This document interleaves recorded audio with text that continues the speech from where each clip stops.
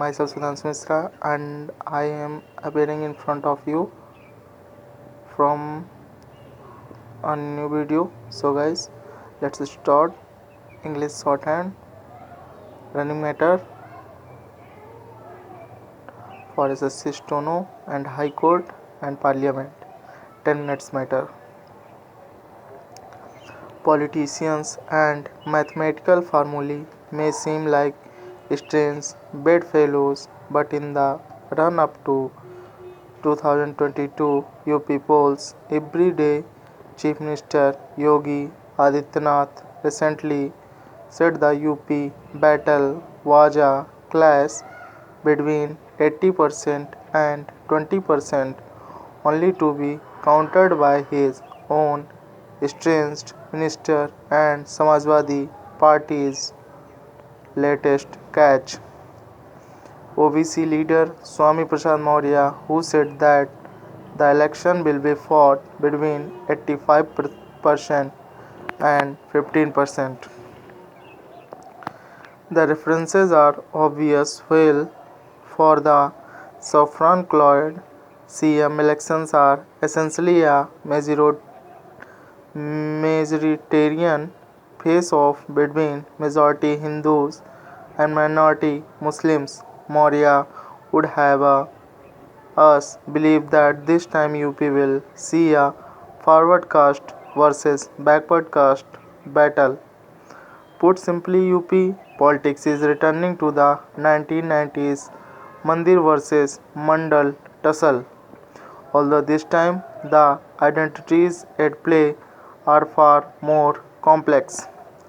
The Mandal versus Kamandal contest was at its peak in 1993, with the Babri Masjid demolished months earlier. There was a strong sense of Hindu assertion.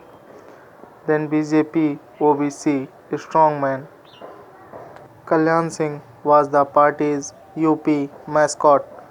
On the other side of the divide, UP leader Mulayam Singh Yadav decided to tie up with the Bahujan Samaj Party Supremo Kasi Ram. BSP was still a relative unknown. In 1993 polls, the ghost of the Babri Masjid seemed to laugh out loud when BJP, which emerged as the single largest party, was beaten back by the SP-BSP alliance and Mulayam took oath as CM.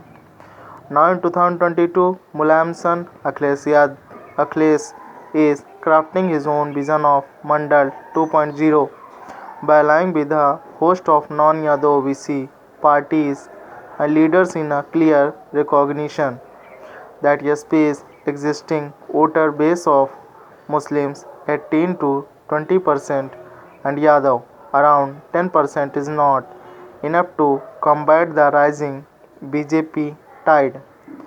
Where Mulayam cultivated a Yadav Dalit alliance, Akhilesh is attempting a rainbow coalition of Yadav and non-Yadav OBCs, the latter forming 35% of the population. Ironically, it is precisely these non-Yadav backward communities who have been the seedbed for BJP's three consecutive wins, 2014, 2017 and 2019 in UP in the last decade. According to a CSDS post-poll survey in 2012, when the Mulayam-led SP got a majority, only 17% non-Yadav OBC voted for BJP. However, in 2019, the percentage of non-Yadav OBCs who voted for BJP shot up to 72%. This fourfold increase lies at the heart of BJP's great leap forward in UP. BJP's UP surge coincided with Narendra Modi becoming BJP's prime ministerial candidate in 2014. While Modi was the Hindu Hriday Samrat in Gujarat in UP, his own OBC background was emphasized. with Modi consciously relaying anti-elite, anti-old establishment messages and underlining his outsider and plebeian credentials. The Atal Bihari Vajpayee led UP BJP in the 1990s had been dominated by upper castes, and Vajpayee had even expelled Kalyan Singh. By contrast, the ascent of Modi to the party's top echelon represented a new Mandalized BJP. Today, 54 of BJP's 75 district presidents are from OBC backgrounds. However, in 2017, with a massive 300 plus seat win, BJP swept from Mandal to Mandir, and RSS pushed for Hindutva ideology over Mandal tactics. The upper caste Thakur Yogi Adityanath, directly identified with the Mandir movement, was anointed as CM, ignoring the claims of the OVC leader Kesav Prasad Maurya, who was BJP state chief at the time. Vajpayee and L.K. Advani's BJP of 1990s was a coalition era party and careful to play down the Mandir card.